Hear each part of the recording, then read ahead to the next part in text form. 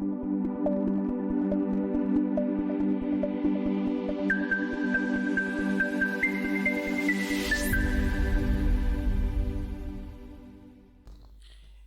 ہوں آپ کا فیسیلیٹیٹر، ایک نئی ویڈیو کے ساتھ حاضر ہوں۔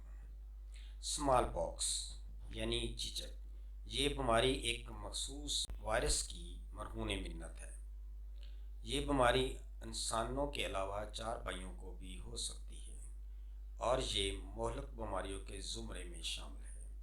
وائرس نہایت باریک جراثیم ہوتے ہیں جو کہ عام خوردبین سے نظر نہیں آتے بلکہ فلٹر سے بھی گزر جاتے ہیں۔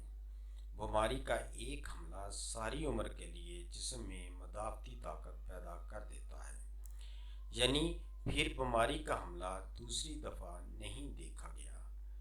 یہ ایک نہایت خطرناک بیماری ہے جو کہ وبائی شکل میں پھیل سکتی ہے۔ یہ نہ صرف عام طور پر مہلک ثابت ہوتی ہے بلکہ اگر مریض بچ رہے تو اس کا چہرہ نہایت بدنما اور بعض اوقات آنکھیں اندھی ہو جاتی ہیں۔ خوش قسمتی سے اس بیماری کی روک تھام آسان اور مؤثر ہے۔ اس کے لیے مدافعتی ٹیکے عرصے سے لگائے جا رہے ہیں جو کہ تقریباً 5 سال کے لیے بخوبی بیماری کی روک تھام میں مدد دے سکتے ہیں۔ یہ کمزور شدہ زندہ وائرس کے ٹیکے ہوتے ہیں۔ بچھڑے کا پیٹ مونڈ کر اس پر اس کی لاگ لگا دی جاتی ہے۔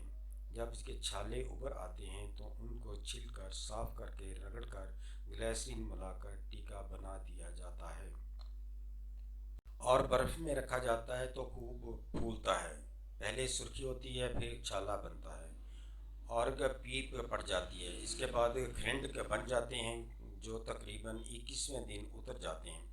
اس کے بعد 2 ٹیکے کافی ہوتے ہیں۔ ان ٹیکوں کو ویکسینیشنز کہتے ہیں۔ چچک کی علامات: اس بیماری میں بخار چڑھتا ہے، جسم پر دانے نکلتے ہیں جو کہ پھنسیوں کی شکل میں ہوتے ہیں۔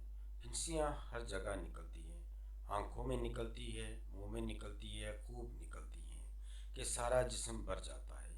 مریض کی حالت جلد خراب ہو جاتی ہے، نقاہت بڑھ جاتی ہے، کھانا پینا چھوٹ جاتا ہے۔